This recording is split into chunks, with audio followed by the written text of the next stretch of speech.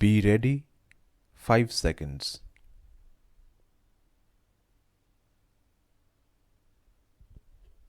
Sir, I think in the last couple of minutes, the most amusing part of this discussion is that we are virtually discussing everything but the budget.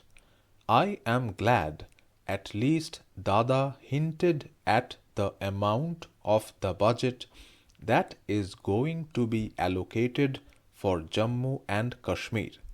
But since I said everything else has been discussed but the budget, I think sensing the sense of the House, some of those points also need to be responded. But my moot question before I respond to some of the points is this. My friend Manish ji is not here. We have known each other for a very long time. We are very close to each other. He too belongs to a border area.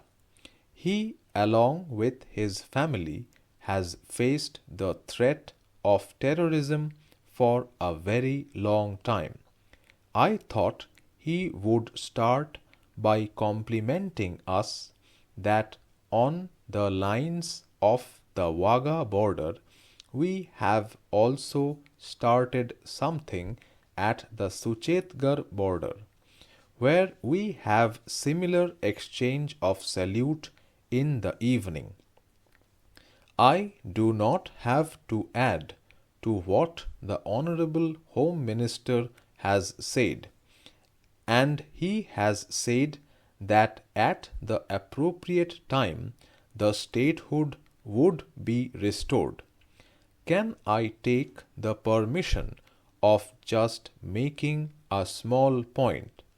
The small point is that it will not take 70 years.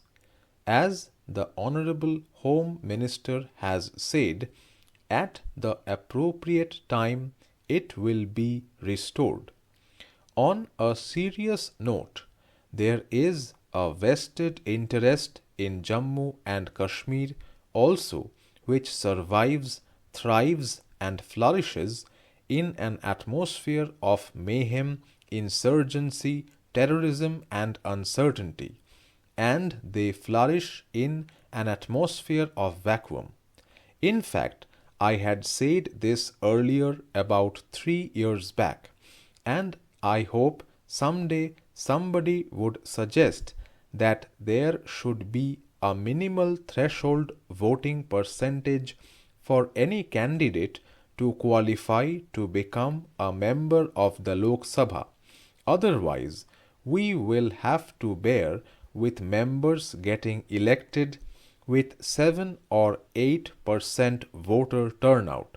So, to keep the pot boiling, every day a new story is manufactured. The latest is only a few hours ago. It also relates to the subject of Kashmiri Pandits.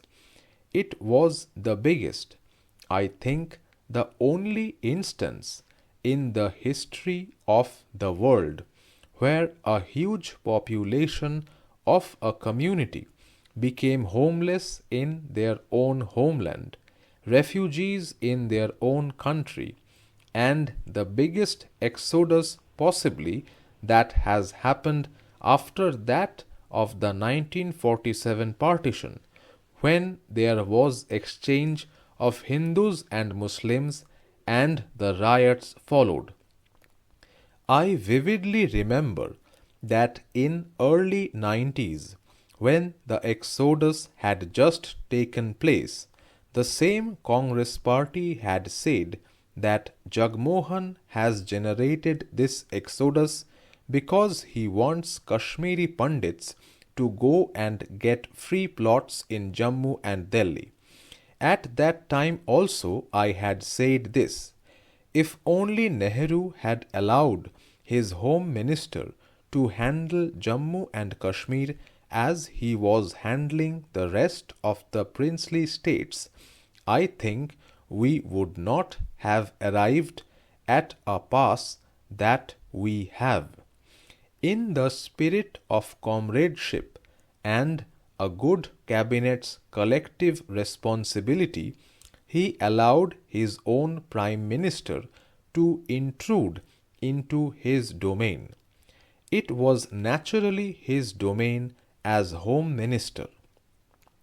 Modi ji has introduced a new political culture in this land. You have been seeking votes to come here. Who else not? All of us are here with votes, but we are not using votes as a vote bank. We are using it where it is required and to reach out, not for appeasement. But what are we talking here in the context of Kashmir is absolute appeasement. What happened in 1987? This entire exodus was triggered by a rigged election. Squadron leader Khanna and others got killed in their Air Force uniform, and the killers were still at large. The action has started against them only after the governor's rule came into effect. Mr. Chairman, Sir, there were selective killings of Kashmiri Pandits.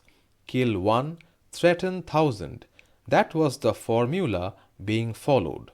There are many examples like Tika Lal Taplu, then another director from Doordarshan, just because he happened to be a Kashmiri Pandit. They had to leave their home and hearth and run away. But apart from that, this has been triggered with this film called The Kashmir Files, which is released recently. The Bharatiya Janata Party led government under Prime Minister Modi ji is on the right course. We have redeemed Kashmir. We have done what Congress should have done. We have done what Congress promised to have done. It was the Congress stalwarts who, in the Constituent Assembly, also suggested and agreed to include the temporary clause phrase. They could not do it because over the years vested interests developed and they thought this was going to serve to their advantage. Incidentally, the statistics have also been translated into political phrase while being presented in this house. Manish ji was very much concerned about the governance part of it. Before 5th and 6th August and before this area became a union territory, there were a host of such rules/laws which I am sure no political party would have an objection to be implemented. For example, the Prevention of Corruption Act 1988. Nobody would oppose it. It was not implemented in Jammu and Kashmir under the alibi of 370. So, 370 was actually being used for guarding their own interests. Since I am also dealing with DOPT, it was a DOPT law, and after 30 long years, it was amended in 2018, wherein we introduced certain modifications/improvisations. Even the bribe giver was made answerable for this crime. But in Jammu and Kashmir, this law was introduced only about 1.5 years back. Now this has nothing to do with the special status or identity or autonomy. Similar is the case with the Prohibition of Child Marriage Act. Tell me, Which country in the world will have an objection to punish a person who encourages child marriage?